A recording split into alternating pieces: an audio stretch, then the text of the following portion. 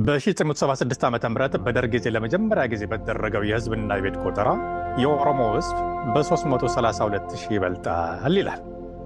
ነገር ግን ይላል ከወረድ ብሎ ጦርነት በሚካሄድባቸው በወልቃይት፣ በጠገዴ፣ በጠለምት አካባቢ ህዝብና ቤት ቆጠራ አልተካሄደም ይላል። በዚህ አካባቢ ደግሞ ቢኖረው ህዝብ አማራው ነው። ያ ማለት በእነዚህ ጦርነቱ ይካሄድባቸው በነበሩ አካባቢ በሚሊዮን የሚቆጠር አማራ የቆጠራው አካል ሳይሆን የቆየበትን ነገር ጊዜ ልብ ይሏል። ያ ማለት በዛን ወቅት በነበረው ቆጠራ የአማራ ህዝብ ከኦሮሞ ህዝብ ቁጥር የበለጠ እንደነበረ ልብ ይሏል። ወያኔ ከመጣ በኋላ የአማራን ህዝብ በማሳነስ የኦሮሞን ህዝብ ከፍ በማድረግ ሰፊ መሬት ያለው ብዙ ህዝብ ያለው ገናና ህዝብ አድርጎ ለማቅረብና አማራን ለማሳነስ ይህን የተጠቀምበትን ነገር ታሳቢ ማድረግ ያስፈልጋል።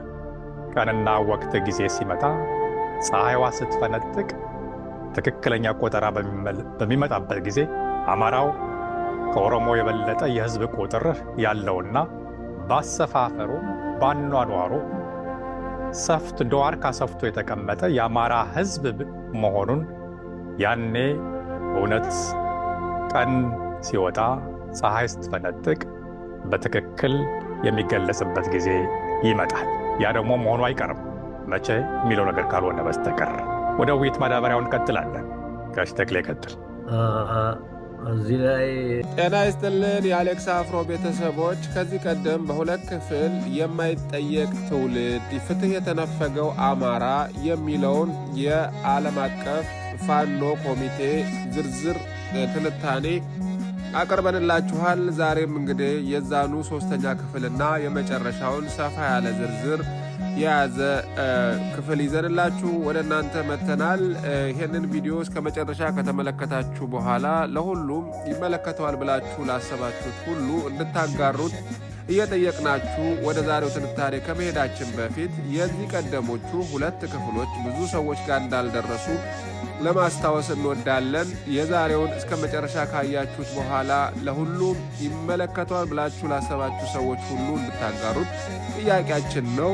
እጅግ በጣም ብዙ ነገሮችን በውስጡ የያዘ ብዙ ሰው ቢሰማው ይጠቀምበታል ብለን እናስባለን። እስኪ ወደ ትንታኔዎቹ እንሂድ። ኮሎኔል እንደገና የሰጠን መሰረታዊ ሀሳብ የአማራ ትግል የት መጀመር እንዳለበት መከራው ከየት እንደጀመረ የሚያሳይ ስዕል ነው የሰጠን ብዬ ነው። የመጀመሪያው አማራው ከሁሉም በላይ ፋኖ የሚመሩ ሰዎች መገንዘብ ያለባቸው አንዳንዶቹ እንደሚሉት የአማራው መከራ የዛሬ 50 ዓመት ተጀመረ ብለው የጀመሩ ሰዎችን ስላይ ስለምሰማ ይሄን ትክክል አለመሆኑን የአማራው ትግል የአማራው መከራ የጀመረው ከ450 ዓመት መሆኑን ያሳየናል። ሁለተኛ ማንም ሰው እንደሚያውቀው ዛሬ ትናንት የነበራቸውን አረመኔያዊ ድርጊት ለመሸፈን ሲባል ስማቸውን የቀየሩ ኃይሎች የሚመሩበት ያስተማሩበት ትምህርት መጽሐፍ ይሄ ነው። የገዳ ኔልባ ኦሮሚያ ትርጉም መሃሮ ቢያንሳ የተባለው መጽሐፍ ነው። ይህ መጽሐፍ የውሸት ክምር ያለበት ግን እያንዳንዱ ኦሮሞ ደግሞ የኛ ነው ትክክል ነው ብሎ የያዘው ይህንን ይንዳል። ይሄ አቀራረብ። ሁለተኛ ማንም ሰው እንደሚረዳው ኦሮሞ የሚለውን ስም ያስተዋወቀላቸው ኦሮሞ ዲሞክራሲ አን ኢንዲጂኒየስ አፍሪካን ፖለቲካል ሲስተም ሲል የጻፈው አስምሮም ለገሰ። አስምሮም ለገሰ አሁን ከወንድማችን ጋር ካቀረበው ኮሎኔል ጋር ይስማማ። ይህን መጽሐፍ እዩ። ከመጀመሪያው ገጹ ላይ ከየት ተነስተው ከየት እንደመጡ ይነግረናል። በካርታ ምን ይለናል? ኦርማ ፓስቶራል ናቸው። ኢንዲያን ኦሽን ሰር ነው የሚነሱት። ማኒላንድ ተነስተው ከዚያ ሪቨርጣና የሚባል አላቸው ከታች ታንዛኒያ ላይ። እዚያ ኬንያ ሲገቡ ቦረና ዋሶ ይባላሉ። ከፍ ሲሉ ደግሞ ቦረና አይሲዮሎ ከኬንያ ውስጥ ያለ አንዱ የምዕራባዊ ክፍል ነው እሱ እንደሆነ ይቀጣል። ከዚያ ቀጥሎ ደግሞ ቦረና መርሳቤት፣ የመርሳቤት የአይሲዮሎ ግዛታቸው ዋና ከተማ ነው። ከዚያ ተነስተው ሊበን የሚባሉት ቦረና፣ ርሲ፣ ቡልጅ እያሉ ራያ ድረስ እንደሄዱ ወረራቸውን ያሳያል። ምን ማለት ነው? ይህንን ሰውዬ የገዳ ስርዓት የሸለሙት ነው። እውነተኛ ለኛ ብለው የተቀበሉት መጽሐፍ ነው። ለዚህ ከዚህ ጋራ የኮሎኔሉ ስራ የተጣጣመና የተያያዘ ነው። ስለዚህ እኛም ይህንን የአማራ ህልውና ትግል ለማስቀጠል ፍትህ ለማስፈን መነሻ ማድረግ ያለብን ከግራኝ ወረራ ተከትሎ የመጣው የኦሮሞ ወረራ ሰለባ ባህል ማንነት ማጥፋትን መያዝ መቻል። ከዚያ ካልተነሳን ከዚያ ፍትህ ካላገኘን የአማራ ህልውና ትግል የትም ሊደርስ አይችልም። ስለዚህ መሰረቱን ያን ሰጥቶናል። ላለፉት ተከታታይ ርዕሶቻችን ማጠናከሪያ ሀሳብ ሰጥቶናል። በርካታ እምቅ ሀሳቦችን የያዘ ነው። ይህንን እያንዳንዱ አማራ ነኝ የሚል የእያንዳንዱ የፋኖ ታጋይ ነኝ የሚል መመሪያው ሊያደርገው እንደሚገባ ወደሚቀጥለው ሀሳብ ከመሄዳችን በፊት እስካሁን ድረስ በሰማችሁትና በአጠቃላይ ስለ ሀሳቡና በአጠቃላይ ስላለው ሁኔታ የተሰማችሁን ነገር ለማጋራትና በኮሜንት ላይ ለእኛም ለማካፈል ወደኋላ እንዳትሉ ለማሳሰብ እንወዳለን። እንደሰማችሁት እጅግ በጣም ብዙ ነገር ነው የሚነሳው በዚህ ቪዲዮ ውስጥ። ይህን ቪዲዮ እስከ መጨረሻ መመልከታችሁን እንዳትረሱ። ወደሚቀጥለው መነሻውን ያላወቀ መድረሻውን አያውቅም። የጥናት መነሻውን ሰጥቶናል። የአማራ መከራ የት እንደጀመረ የት እንደመጣ አሁን ቅድም ዶክተር ጋሻው እንደነገረልን እንዳስረዳን ለኢትዮጵያ አንድነት፣ ስልጣኔ፣ እድገት በኢኮኖሚም በባህልም የአመጋገብ እንኳን ስርዓት ይዘውልን አልመጡም። ይዘው አልመጡም። ያመጡ ሰለባ ነው፣ ስም ማጥፋት ነው። እና ይህንን መጽሐፍ በአግባቡ ተችቶልናል ማለት ይቻላል። በአጭር ቃል ተችቶ ይሄ የውሸት ክምር መሆኑን እኒህ ሰዎች የያዙትን የውሸት ክምር መሆኑን ሰጥቶናል። ሁለት የነሱ አባገዳ የሆነው ሰው አስመሮ ለገሰ ከያዘው ጋር ይጣጣማል፣ ሀቅም ነው። እና እኔ በዚህ መንገድ የአማራን የህልውና ትግል ለማስፋፋት መነሻውን አውቆ ታሪካዊ መነሻውን አውቆ ታሪካዊ ፍትህ ካልተሰጠ ድረስ የአማራ የፍትህ ጥያቄ ይሟላል ብዬ ስለማስብ ላቀረበልን ወንድማችን እግዚአብሔር ይስጥልን። በተከታታይም በዚህ አይነት በሰላ ብሩ ማስተማር እንዲቀጥልልን ለማሳሰብ ወዳለሁ። አመሰግናለሁ። እናመሰግናለን ጋሽ ተክሌ። በትክክል ነው። ፕሮፌሰር አስመሮም በኦሮሞ ታሪክ ላይ ሰፊ ጥናት ያካሄዱ ሰው ናቸው።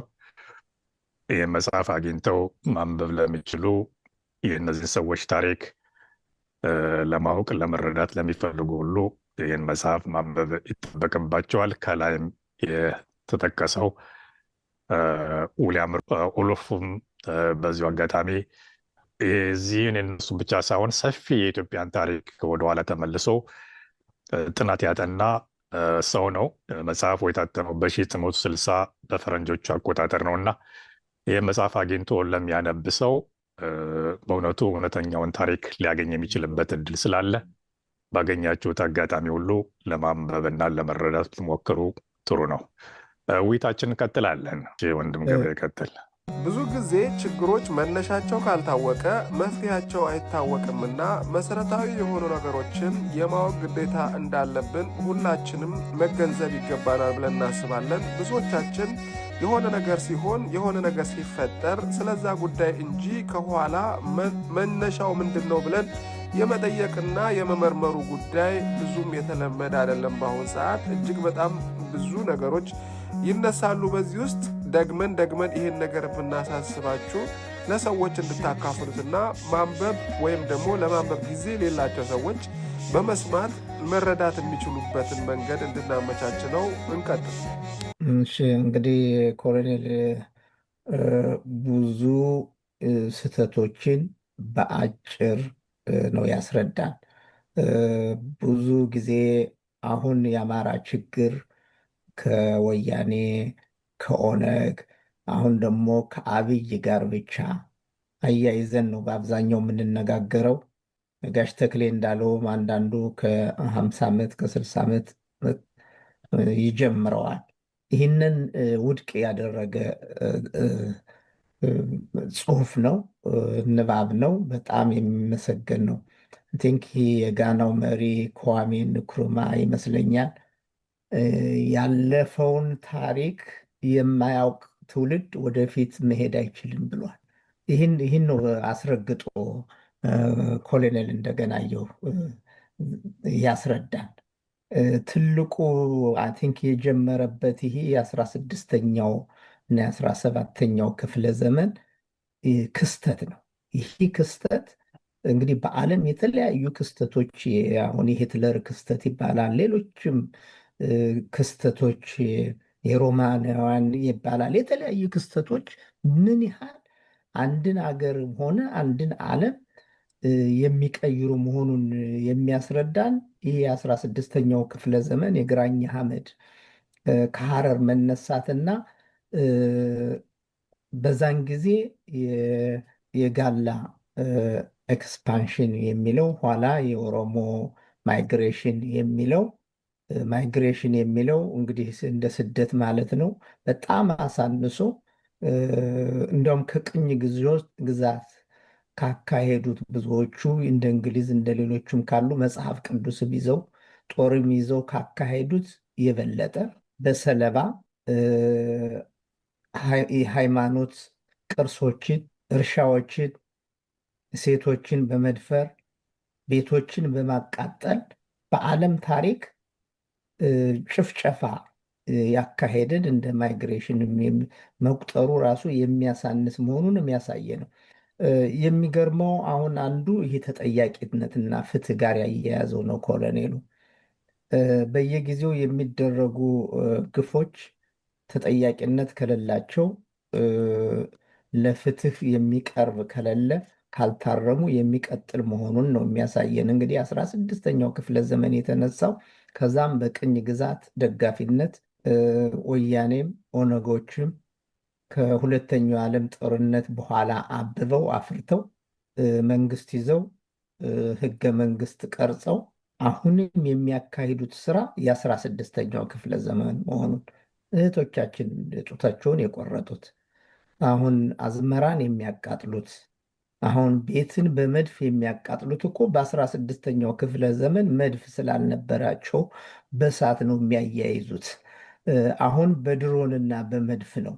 ልዩነቱ የመሳሪያው አጠቃቀም ካልሆነ በስተቀር በ16ኛው ክፍለ ዘመን በአማራው ላይ የተሰራው አሁን በ22ኛው ክፍለ ዘመን በተለየ መሳሪያ ዘመናዊ በሆነ መሳሪያ እየተደረገ መሆኑ ነው።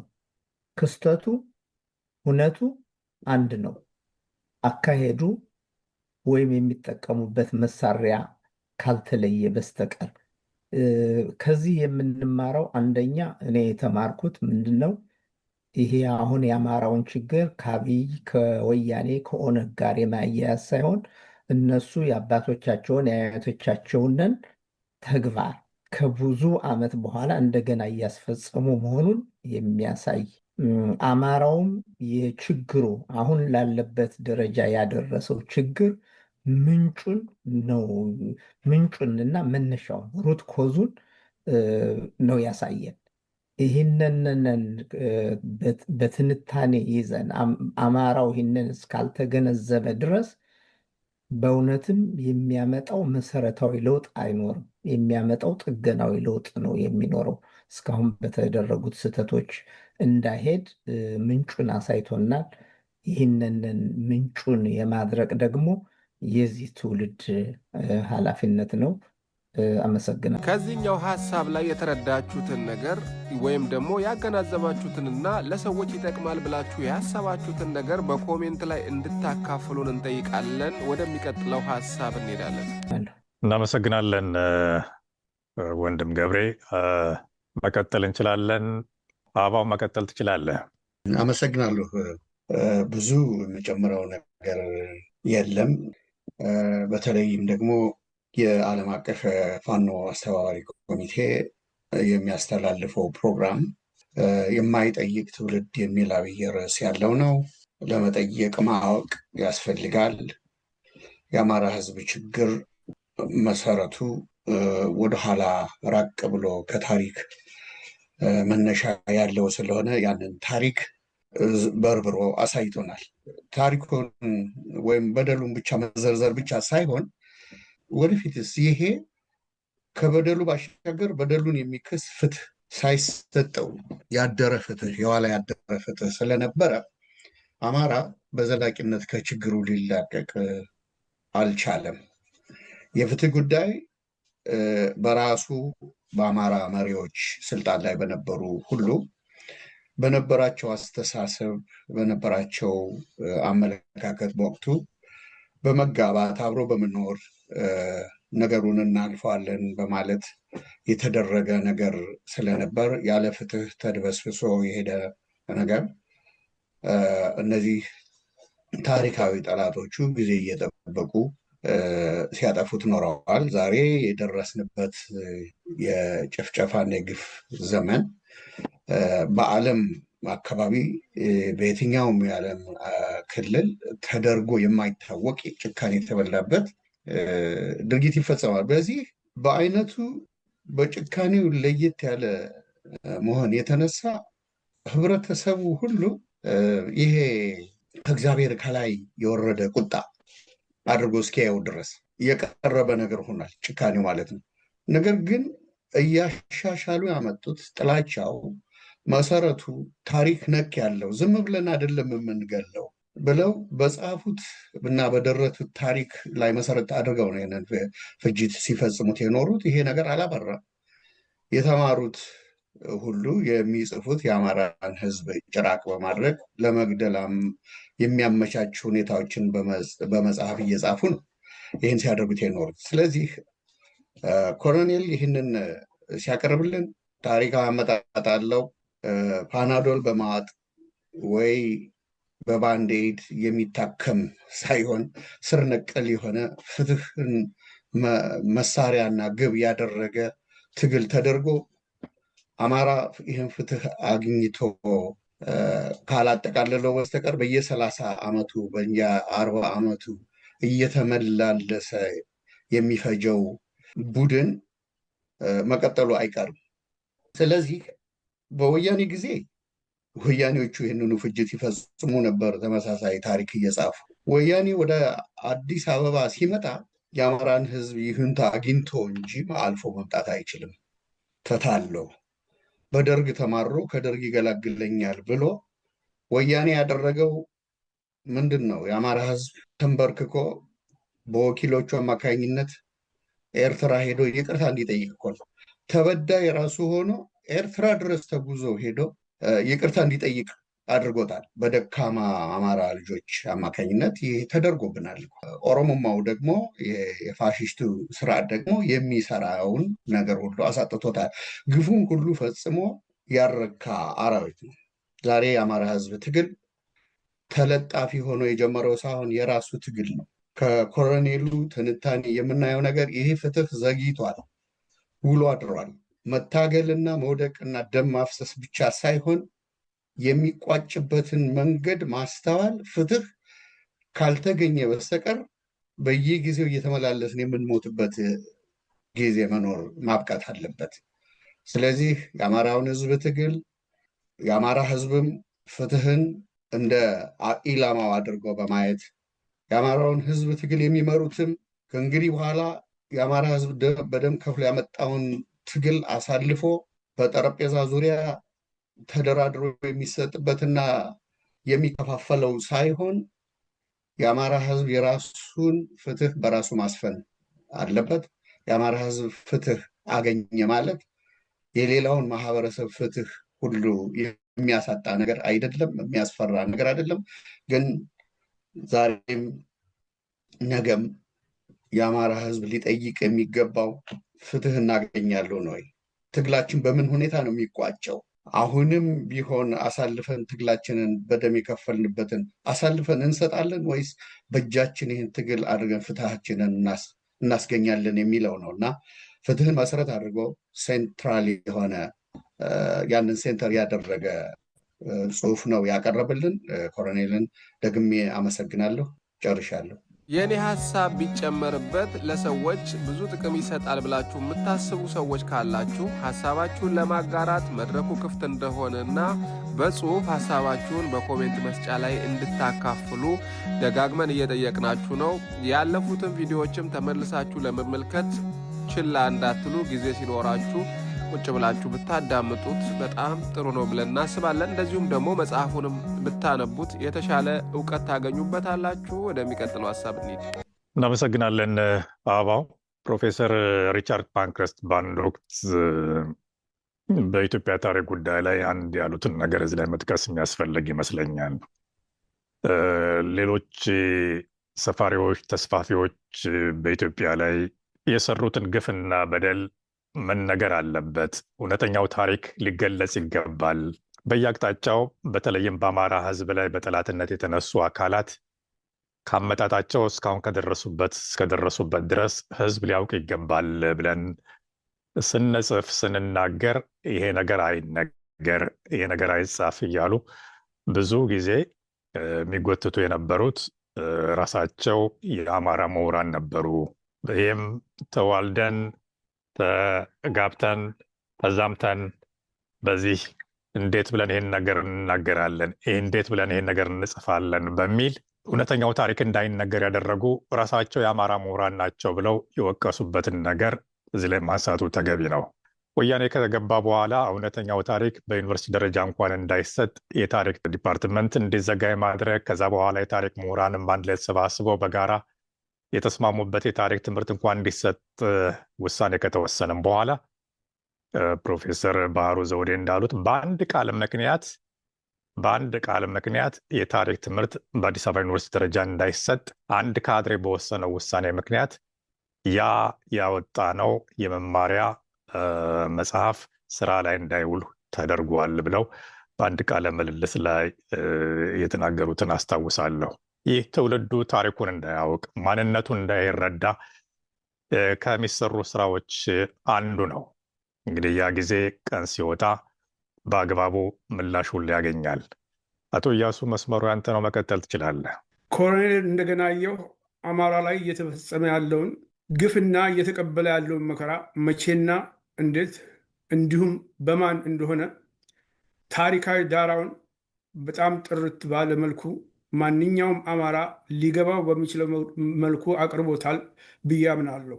ከኮሎኔሉ አቀራረብ እና ከታሪካዊ ዳራው በመነሳት በራሴ አመለካከት ሳየው የአማራው ዋናው ትልቁ ችግር አንዱ ሆኖ የሚታየኝ የግራኝ አህመድንና የፋሽስት ጣሊያንን ወረራ ግፍ በማጉላት ከነሱ የባሱትን የወንድ ብልትና የሴት ጡት ቆራጭ ኦሮሞዎችን የመሬት ንጥቂያና አፈናቃይነት ገደብ የለሽ ግፍ ደብቆና አድበስብሶ ምንም እንዳላደረጉ እስከዛሬ አቅፎ አብሮ መኖሩ ነው።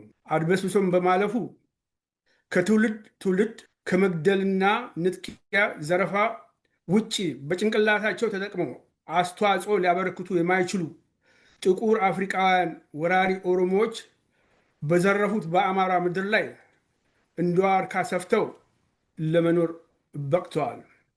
ያም አልበቃ ብሏቸው ዛሬ የአማራውን አገር ኦሮሚያ በሚል ስም ለመቀየርና የአማራ ዋና ከተማውን በረራንም ፊንፊኔ በሚል ስም ለመቀየር እየተጉ ጥግ ላይ ደርሰዋል። እሬቻ የሚባለውንም የነጠቁትን ባህል በራሳቸው ገጽታ ቀርጸው የአገሪቱ ብሔራዊ ባህል ለማድረግና የገዳን የሰለባ ስርዓት መላው አገሪቱ ላይ ዘርግተው በገሃድ የአማራውን ደም የሚያፈሱበት መንገድ እየተገበሩ ነው። ከኮሎኔሉ እንደገለጸው እና አንዱ የመሰጠኝ የኦሮሞ ወራሪ የአማራ ምድር ከረገጠ ጀምሮ በተከታታይ የነበሩት መሪዎች በሙሉ አማራው ላይ ወራሪው ኦሮሞ እየፈጸመ ያለውን በደል ከምንጩ መርምሮ መፍትሄ መስጠት ሲገባቸው አብሮነትና ትብብር፣ አንድነት በሚል ሰንካላ ሰበብ ነገሮችን ወደ ጎን መተው እንደሚመርጡ ነው። ከዚህም በመነሳት ዛሬ ላይ ይሄ ጉዳይ እንደቀጠለ እናያለን። ለዚህም ማሳያው ይኸው በቅርቡ የምናየው አብሮነት በሚል ስም የሚጠሩ ጥንትም ከአማራው ወራሪዎች ከወያኔ ከኦነግ ጋር ተባብረው አማራውን እጁን የፍጥኝ አስረው ሲገድሉትና ሲያስገድሉት የነበሩ ባንዳዎች ከአለቆቻቸው ከቀንደኛ ወራሪ ኦነጎችና ወያኔዎች ጋር ሆነው ፋኖን ለማደናቀፍ ፋኖስ ጭምር ገብተው ትግሉን የመጥረፍ ስራ ላይ እየተጉ እንደሆኑ የሚታወቅ ነው። ይሄ በኮሎኔል የቀረበውን የአማራ ሕዝብና የፋኖ አመራሮች በሚገባ ሊሰሙትና ሊያጠኑት እንደሚገባ ላሰምርበት እፈልጋለሁ። የአማራውን የሁሉና ትግል እየመራው ያለው ፋኖ ስለሆነ የአማራውን በደልና በዳይ በስነ ስርዓቱ ነቅሰው አውጥተው ለተበዳዩ አማራ ፍትህን በስነ ስርዓቱ ሊያሰፍሩለት ይገባል እንጂ እንደ ከዚህ ቀደሙ መሪዎች አሁንም ከነዚህ አብሮነትና አንድነት እያሉ ከሚንቀዠቀዡ ባንዳዎችና የአማራ ወራሪ ወያኖችና ኦነጎች ጋር በምንም አይነት መልኩ ሊያብሩ አይገባም በሚል ሐሳቤን እንደመድማለሁ። አመሰግናለሁ። ሁሉም ሰዎች ባነሷቸው ሀሳብ ላይ ሀሳባችሁን በመስጠት ሀሳባችሁን ለተመልካቾችና ለእኛ እንድታጋሩ እየጠየቅናችሁ ደጋግመን ሀሳባችሁን የምንጠይቃችሁ ማንኛውም ሰው ያለው ሀሳብ ከዛም ከዚህም እየተውጣጣ ቢነገርና ቢሰማ በጣም ብዙ ለውጥ ያመጣል ብለን ስለምናስብ ነውና የሁላችሁም ሀሳብ ማተር እንደሚያደርግ እንድታውቁ ለማሳሰብ ያህል ነው። ወደሚቀጥለው እንሂድ። እናመሰግናለን አቶ ኢያሱ። አቶ ጌታቸው መቀጠል ትችላለህ። መልካም ወገኖች፣ በደንብ ሄዳችሁበታል። ኮሎኔል እንደገና የሄደበትን ሀሳብ ገልጻችሁታል። ደስ የሚያሰኝ ነው። ይሄ የማይጠይቅ ትውልድ መጠየቅ ያለበትን ጉዳይ የሚቆሰቁስ እሳት። በጣም በሚገርም ሁኔታ ይህንን የታሪክ እውነት ይዞ ሲመጣ ኮሎኔል የተጠቀመውም ቁልፍና ኃይለኛ ቃል ይሄ ትውልድ በጣም አጥብቆ መጠየቅ ያለበት መነሳትም ያለበትን ጉዳይ በአንድ ቁልፍ ቃል ይዞት ነው የቀረበው። ፍትህ።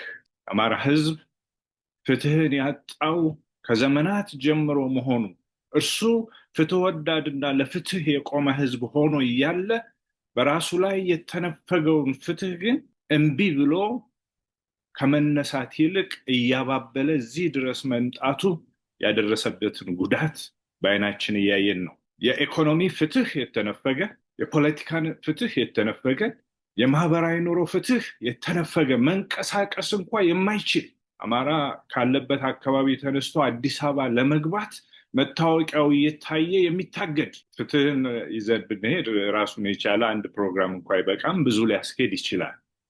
ነገር ግን ይሄ ቁልፍ ቃል የአማራውን ትውልድ በአሁኑ ሰዓት ዝም ያለውን እንዲጠይቅ ካላደረገው አሁንም ደንዝዟል ማለት። ይሄን ጉዳይ ነው ርዕስ አድርጎ የመጣው። ይሄን ትልቅ ሀሳብ ነው ይዞ የመጣው። ፍትህ የጎደለው ሰው እንዴትስ እንቅልፍ ተኝቶ ያድራል? ሚዛናዊነት የጠፋበት፣ ትክክለኛነት የጎደለበት፣ የአእምሮና የሞራል ልዕልና የሌላቸው የኦሮሞማ ወራሪዎች እንደፈለጉ ሲያደርጉት፣ በዚህ አትገባም በዚህ አትወጣም ሲሉት፣ የራሱን ርስት ወረው ሲይዙበት፣ እንደገና ደግሞ ደጁ ቀየው ድረስ ሄደው ሲጨፈጭፉትና ሲገሉት ዝም ያለ አማራ አሁንም ቢሆን ከነሱ ይልቅ ለራሱ ፍትህ የነፈገ አማራ ነውና ይሄ ትውልድ ይጠይቀዋል። የሚመጣውን ትውልድ ይጠይቀዋል። የአማራ ምሁራን የተባሉት አንዳንዶች ኢትዮጵያኒስት ሙቭመንት ላይ አለን እያሉ የአማራውን ታሪክ፣ የስነ መንግስት ታሪኩን፣ የስነ ስርዓት ታሪኩን፣ የግብረ ገብ ታሪኩን፣ ሁሉንም በፍትህ የማየት ታሪኩን እያጎደፉ እንደፈለጉ ሲጫወቱበት እያየ ቁጭ የሚል ትውልድ ለራሱ ፍትህ የነፈገ ትውልድ ነው። ይሄን እምቢ ብሎ ነው እንግዲህ የአማራ ፋኖ ራሱን መስዋዕት አድርጎ ለመስጠት የወጣው። ብዙ ደም ፈሷል፣ ብዙ አጥንት ተከስክሷል። ዛሬ ዝም ያልክ አማራ ታሪክ ይጠይቅሃል፣ ትውልድ ይጠይቅሃል፣ ፍትህ ትጠይቅሃለች። ራስህን ፍትህ ነፍገህ ትውልዱን ሁሉ ፍትህ እንዲያጣ የምታደርግ ዛሬ ንቃ። ይሄ መልእክት ቀላል መልእክት አይደለም። ዛሬ ተነስ፣ ዛሬ ውጣ። የራሱ ምንም አይነት የሞራል ልዕልና የሌለው አመራር በሀገሪቱ ላይ ነክሶ ቁጭ ብሎ ልታስተናግድ ብቁ የሆነ ሞራል አለህ ብለን አናምንም። ሌላው የኢትዮጵያ ማህበረሰብም ፍትህ መነፈግ ማለት ህመሙ ሊሰማው ይገባል። ተራውን እየጠበቀ ነው። በዚህ ሰዓት መላው የአማራ ህዝብ፣ መላው የኢትዮጵያ ህዝብ ይህንን ስርዓት ከስሩ ነቅሎ ለመጣል ፍትህን ፍለጋ መውጣት አለበት። በየከተማው ሲቪል ሙቭመንት መቀጠል፣ መንቀሳቀስ አለበት። ይህንን ጉዳይ በመሪነት እያሽከረከረው ያለው የአማራው ህዝብ ነው። ያንን እንኳን ነጥቀው እኛንን ሊሉ ይፈልጋሉ። ደሙን እያፈሰሰ ያለው የአማራ ህዝብ ነው። በየቤታችሁ በፍርሃት በስንፍና ዛሬም ብኖር ይሻላል በሚል ታስራችሁ የተቀመጣችሁ ሁሉ ያለ ፍትህ ኑሮ አይደለም፣ ህይወት አይደለም። ይህንን መልእክት አዳምጣችሁ መላው የአማራ ህዝብ ለፍትህ ይውጣ የምትለዋን መልእክት ከኮሎኔል እንደገናየሁ መልእክት ጋር ጎልቶ የሚታይ ስለሆነ ይችን ሀሳብ ለመስጠት ነው። በጣም አመሰግናለሁ። በእውነት ዛሬ የሰማነው ግሩም የሆነ በሀሳብ የታጨቀ ትምህርታዊ ዝግጅት ሁሉም አማራ ሊሰማው የሚገባ ነው ብዬ አምናለሁ። እኛም ደጋግመን እንደነገርናችሁ አሁን ሲናገሩ የነበሩትም ሰዎች እየተናገሩ እንዳለው ሁሉም አማራ ሊሰማው እንደሚገባ እየነገርናችሁ ወይም ደግሞ የዚህ አይነት ዕውቀቱ የሌላቸው ሰዎች ወይም ደግሞ የዚህን ቤዚክ የሆነ ሐሳብ የማያውቁ ሰዎች ቢያውቁ በጣም መልካም ነው ብለን እናስባለን። ለሁሉም ለምትወዱት ሰው ወይም ደግሞ ቢያውቀው መልካም ነው ብላችሁ ለምታስቡት ሰው ይህንን ቪዲዮ ሼር ማድረጋችሁን እንዳትረሱ። የኛ ፕሮግራምም ዋና ዓላማው ይሄ ነው። እንደዚህ ያለ ሰው የማያነሳውን ሰው የማይጠይቀውን ጥያቄ እንዲጠይቅ እንዲመረምር ነው። ለምንድን ነው ይሄ ሁላ ችግር የመጣብን? መከራችን እያደር እየከፋ የሚሄድበት ምክንያት ምንድን ነው? መጠቅለያውስ ምንድን ነው? ከዚህ የምንወጣበት መፍትሄስ ምንድን ነው ብሎ እንዲጠይቅ ለማድረግ ነው። እና በእውነት እስከዛሬ ስናቀርባቸው የነበሩትም ትምህርታዊ ዝግጅቶች ያንን ለማድረግ ያለሙ ናቸው። ዛሬም ይህንኑ በዚያ መሰረት የቀረበ ጽሁፍ ነው። ብዙ ሰው ሊወያይበት የሚገባ ነው። እኛ ብቻ ሳይሆን ሌላውም ሰው አድማጭ እንዲጠይቅ ነው እንግዲህ። እና እኔ ዛሬ ብዙ አዲስ ነገር ነው የተማርኩኝ። ወደ 10 ከዚያም በላይ አዳዲስ ሀሳብ ነው የሰማሁኝ። ግን እኔ ጠቅለል አድርጌ ጊዜ ስለሌለን 4 ቁም ነገር ላይ አተኩሬ አጠር ያለ አስተያየት መስጠት እፈልጋለሁኝ።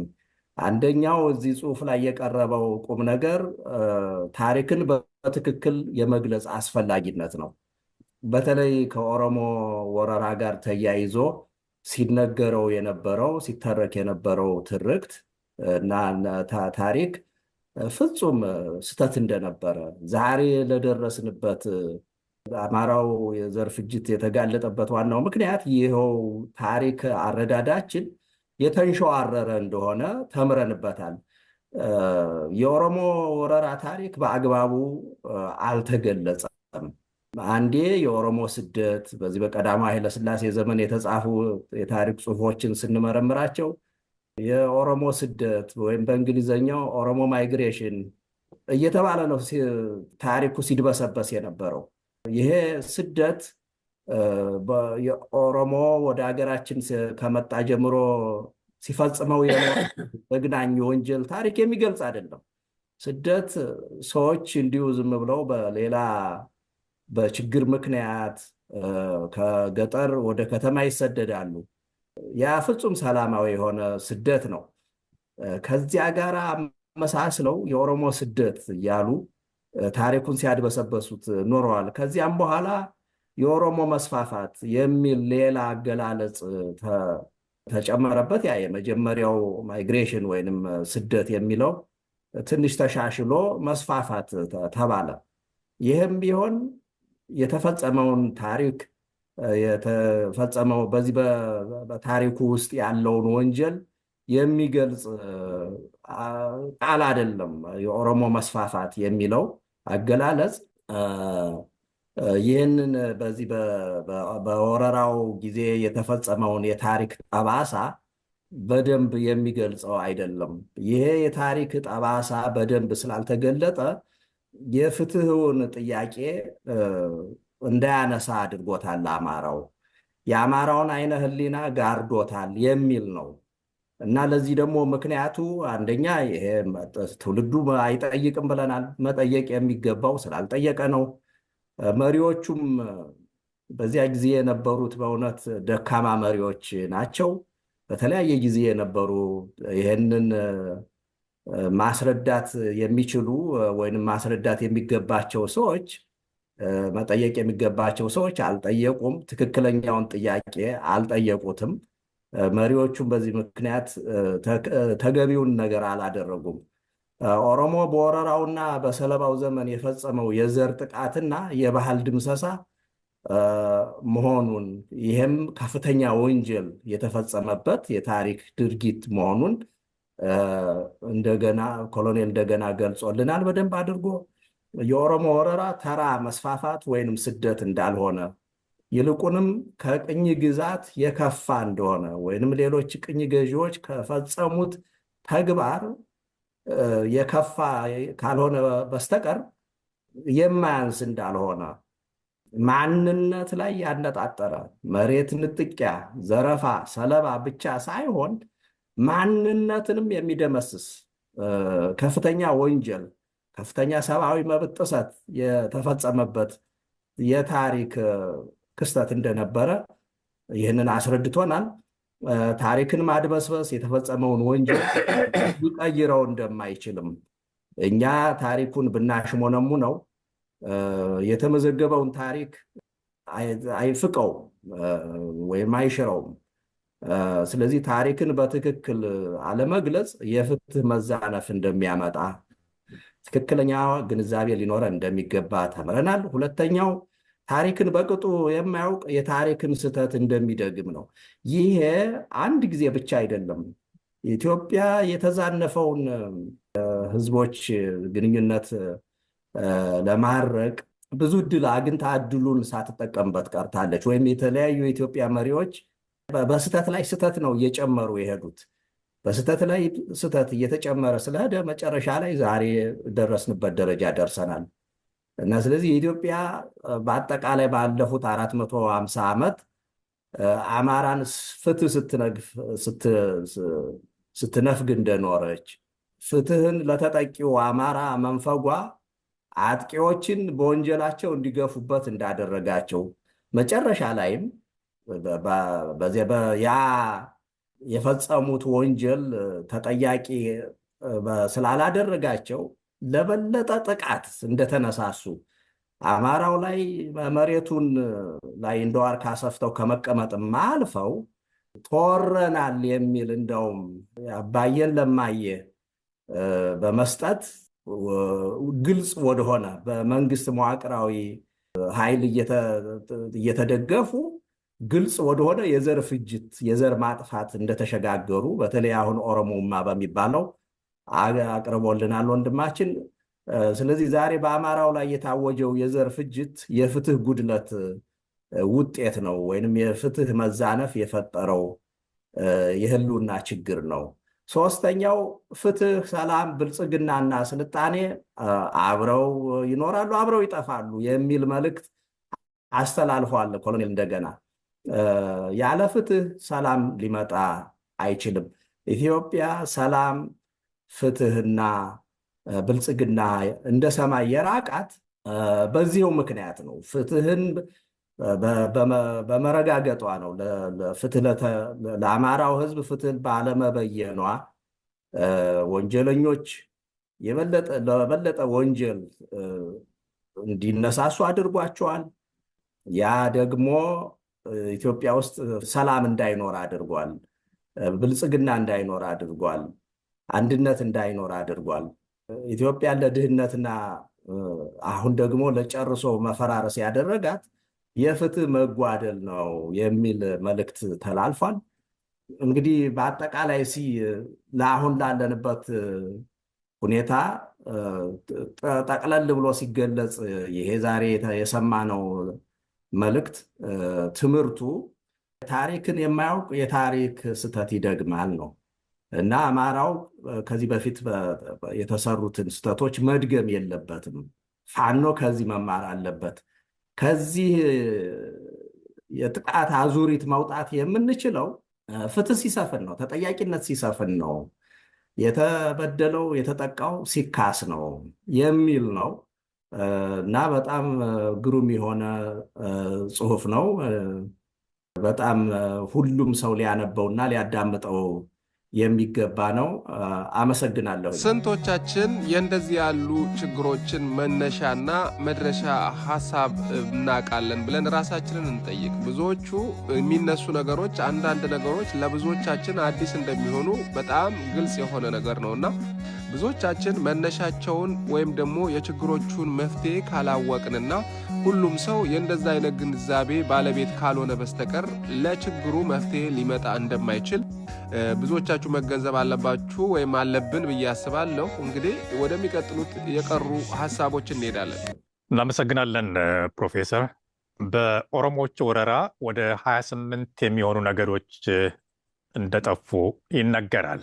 ከዚህም የተረፉት በጅምላ በሞጋሳ በግል ደግሞ በጉዲፈቻነት ወደ ኦሮሞነት እንዲቀየሩም ተደርገዋል።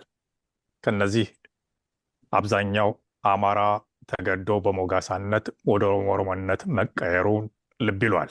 ይህ እንግዲህ ቀን ሲወጣ አማራው ወደ ራሱ ማንነት ይመለሳል ብለን ተስፋ እናደርጋለን። ኤድዋርድ ኦሉንዶርፍ ኢትዮጵያንስ በሚለው መጽሐፉ ገጽ 76 ሶስተኛው አንቀጽ ላይ እንዲህ ይላል። የኦሮሞ ሕዝብ በኢትዮጵያ ስልጣኔ አንድም ቁሳዊም ይሁን አእምሮዊ አስተዋጽኦ ያበረከተው ነገር የለም ይላል። ይህ እውነታነት አለው። ኦሮሞ በኢትዮጵያ ስልጣኔ ውስጥ ከዚህ ቦታ ይህን ሰራ፣ ይህን አደረገ፣ ይህን አስተዋጽኦ አበረከተ የሚል በታሪካችን ውስጥ ኑሮም አያውቅም፣ የለም። ሌንጮ ባቲ የተባለው ትናንት የኦነግ ከዚያም የኦህዴድ አሁን ደግሞ የጡት ቆራጩ የአብይ አህመድ ተላላኪ ካድሬ ሆኖ በሳውዲ አምባሳደር ሁነት ሾመውና አሜሪካኖች ለአምባሳደር አንቀበልህም ብለው ውድቅ ያደረጉበት ግለሰብ በአንድ ወቅት እኛ ኦሮሞዎች ኢትዮጵያ ውስጥ ራሳችን ፈልገን አጣ ነው ያለው። ያለ ምክንያት አይደለም። እንደዚህ ላይ አንድ ነገር መነሳት ያለበት ነገር አለ። የእኛ ህዝብ ብዙ ጊዜ የራሱ የሆነን ነገር ወደ ጎን ማድረግ፣ እውነታውን መጋፈጥ ያልቻለበት፣ ሁል ጊዜ በአንድ ነገር ብቻ በኢትዮጵያውያን የተሸብበው አብሮ በመኖር ጉዳይ ላይ ራሱን እየሰበከ ራሱን ሲያታልል የኖርበትን ጉዳይ እዚህ ላይ ማንሳቱ ነው አስፈላጊ ነው። አማራው በህዝብ ቁጥር ራሱን እንደ ሁለተኛ ቆጥሮ የተቀመጠበትን ነገር እዚህ ላይ ማንሳት አስፈላጊ ነው። እናመሰግናለን አበባው። ፕሮፌሰር ሪቻርድ ፓንክረስት በአንድ ወቅት በኢትዮጵያ ታሪክ ጉዳይ ላይ አንድ ያሉትን ነገር እዚህ ላይ መጥቀስ የሚያስፈልግ ይመስለኛል። ሌሎች ሰፋሪዎች፣ ተስፋፊዎች በኢትዮጵያ ላይ የሰሩትን ግፍና በደል መነገር አለበት። እውነተኛው ታሪክ ሊገለጽ ይገባል። በየአቅጣጫው በተለይም በአማራ ህዝብ ላይ በጠላትነት የተነሱ አካላት ካመጣጣቸው እስካሁን እስከደረሱበት ድረስ ህዝብ ሊያውቅ ይገባል ብለን ስንጽፍ ስንናገር ይሄ ነገር አይነገር፣ ይሄ ነገር አይጻፍ እያሉ ብዙ ጊዜ የሚጎትቱ የነበሩት ራሳቸው የአማራ ምሁራን ነበሩ። ይህም ተዋልደን ተጋብተን ተዛምተን በዚህ እንዴት ብለን ይህን ነገር እንናገራለን፣ እንዴት ብለን ይህን ነገር እንጽፋለን በሚል እውነተኛው ታሪክ እንዳይነገር ያደረጉ ራሳቸው የአማራ ምሁራን ናቸው ብለው የወቀሱበትን ነገር እዚህ ላይ ማንሳቱ ተገቢ ነው።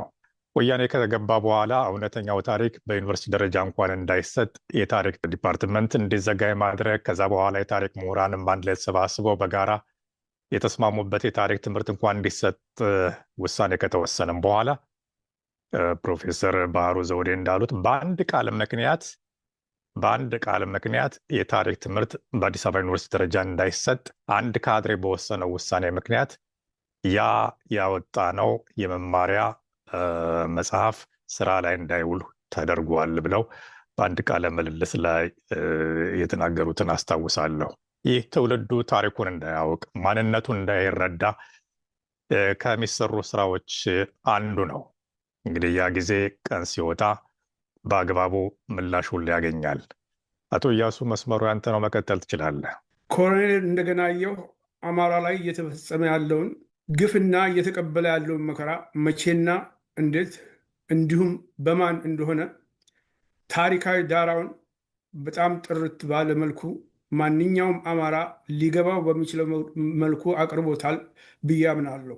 ከኮሎኔሉ አቀራረብ እና ከታሪካዊ ዳራው በመነሳት በራሴ አመለካከት ሳየው የአማራው ዋናው ትልቁ ችግር አንዱ ሆኖ የሚታየኝ የግራኝ አህመድንና የፋሽስት ጣሊያንን ወረራ ግፍ በማጉላት ከነሱ የባሱትን የወንድ ብልትና የሴት ጡት ቆራጭ ኦሮሞዎችን የመሬት ንጥቂያና አፈናቃይነት ገደብ የለሽ ግፍ ደብቆና አድበስብሶ ምንም እንዳላደረጉ እስከዛሬ አቅፎ አብሮ መኖሩ ነው። አድበስብሶም በማለፉ ከትውልድ ትውልድ ከመግደልና ንጥቂያ ዘረፋ ውጪ በጭንቅላታቸው ተጠቅመው አስተዋጽኦ ሊያበረክቱ የማይችሉ ጥቁር አፍሪካውያን ወራሪ ኦሮሞዎች በዘረፉት በአማራ ምድር ላይ እንደ ዋርካ ሰፍተው ለመኖር በቅተዋል። ያም አልበቃ ብሏቸው ዛሬ የአማራውን አገር ኦሮሚያ በሚል ስም ለመቀየርና የአማራ ዋና ከተማውን በረራንም ፊንፊኔ በሚል ስም ለመቀየር እየተጉ ጥግ ላይ ደርሰዋል። እሬቻ የሚባለውንም የነጠቁትን ባህል በራሳቸው ገጽታ ቀርጸው የአገሪቱ ብሔራዊ ባህል ለማድረግና የገዳን የሰለባ ስርዓት መላው አገሪቱ ላይ ዘርግተው በገሃድ የአማራውን ደም የሚያፈሱበት መንገድ እየተገበሩ ነው። ኮሎኔሉ እንደገለጸው እና አንዱ የመሰጠኝ የኦሮሞ ወራሪ የአማራ ምድር ከረገጠ ጀምሮ በተከታታይ የነበሩት መሪዎች በሙሉ አማራው ላይ ወራሪው ኦሮሞ እየፈጸመ ያለውን በደል ከምንጩ መርምሮ መፍትሄ መስጠት ሲገባቸው አብሮነትና ትብብር፣ አንድነት በሚል ሰንካላ ሰበብ ነገሮችን ወደ ጎን መተው እንደሚመርጡ ነው። ከዚህም በመነሳት ዛሬ ላይ ይሄ ጉዳይ እንደቀጠለ እናያለን።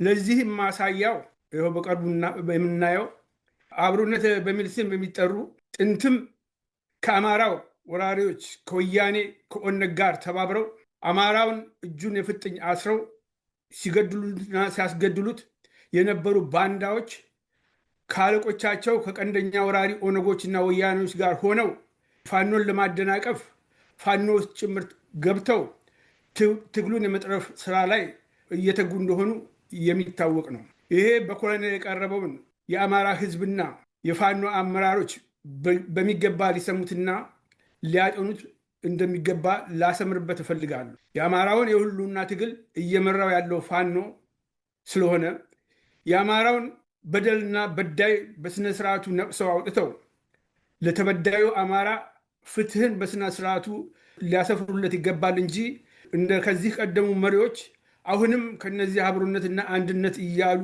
ከሚንቀዠቀዡ ባንዳዎችና የአማራ ወራሪ ወያኔዎችና ኦነጎች ጋር በምንም አይነት መልኩ ሊያብሮ አይገባም በሚል ሀሳብ እንደመድማለሁ። አመሰግናለሁ። እናመሰግናለን አቶ እያሱ። አቶ ጌታቸው መቀጠል ትችላለህ። መልካም ወገኖች፣ በደንብ ሄዳችሁበታል። ኮሎኔል እንደገና የሄደበትን ሀሳብ ገልጻችሁታል። ደስ የሚያሰኝ ነው። ይሄ የማይጠይቅ ትውልድ መጠየቅ ያለበትን ጉዳይ የሚቆሰቁስ እሳት።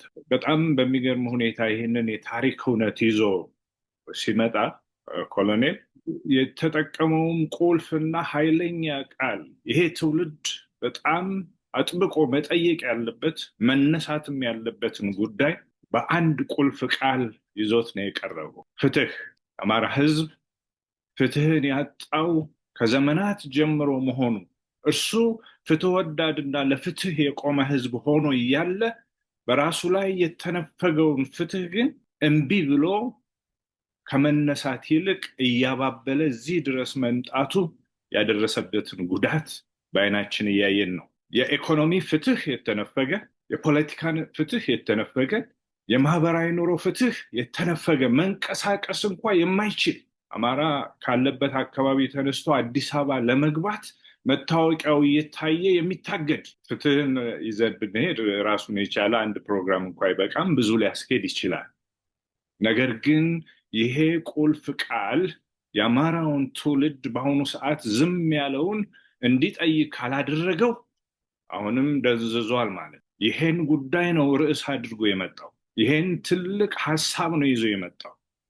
ፍትህ የጎደለው ሰው እንዴትስ እንቅልፍ ተኝቶ ያድራል? ሚዛናዊነት የጠፋበት፣ ትክክለኛነት የጎደለበት፣ የአእምሮና የሞራል ልዕልና የሌላቸው የኦሮሞማ ወራሪዎች እንደፈለጉ ሲያደርጉት፣ በዚህ አትገባም በዚህ አትወጣም ሲሉት፣ የራሱን ርስት ወረው ሲይዙበት፣ እንደገና ደግሞ ደጁ ቀየው ድረስ ሄደው ሲጨፈጭፉትና ሲገሉት ዝም ያለ አማራ አሁንም ቢሆን ከነሱ ይልቅ ለራሱ ፍትህ የነፈገ አማራ ነውና ይሄ ትውልድ ይጠይቀዋል።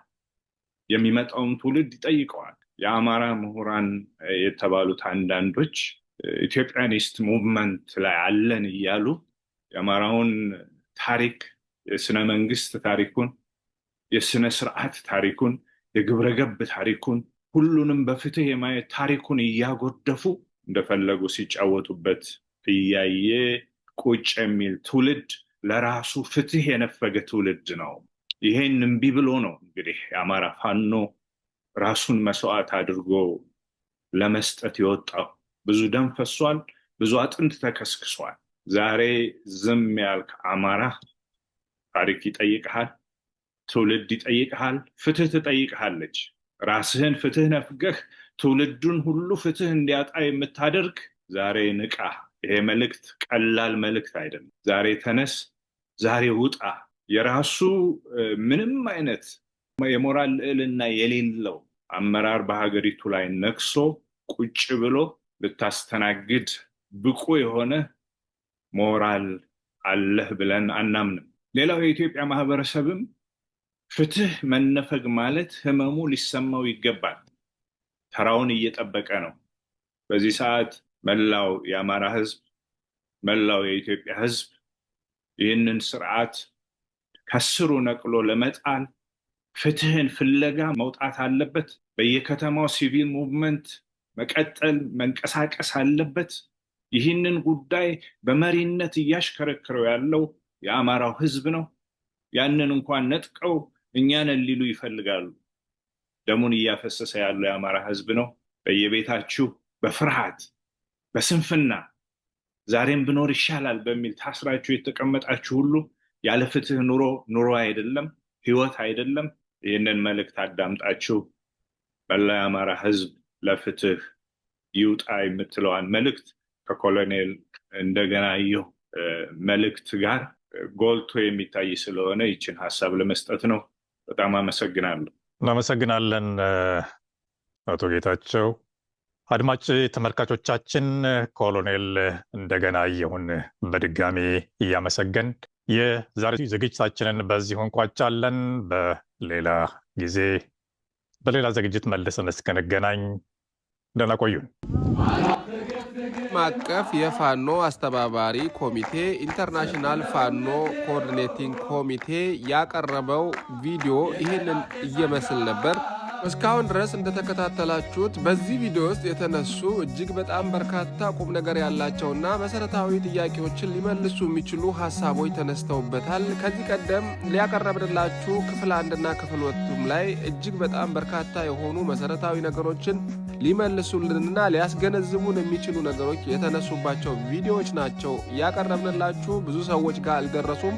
አሁንም በቻላችሁ መጠን ይሄንን ቪዲዮ ወደ ብዙ ሰዎች እንዲደርስና የእነኛ ያለፉትንም መለስ ብላችሁ ብታዩቸው ብዙ ነገር ታገኛላችሁ ብለን እናስባለን። እንግዲህ እስካሁን ድረስ ያቀረብነውን ቪዲዮ ከወደዳችሁትና ለብዙ ሰዎች መድረስ አለበት ብላችሁ ካሰባችሁት ቪዲዮን ሼር ማድረግ፣ እንደዚሁም ደግሞ ቪዲዮን ላይክ ስታደርጉት ለብዙ ሰዎች የመሄድ አቅሙ ከፍ ስለሚል ቪዲዮን ላይክ ማድረጋችሁን እንዳትረሱ። በሚቀጥሉት ቪዲዮዎች እስከምንገናኝ ጤና ይስጥልን።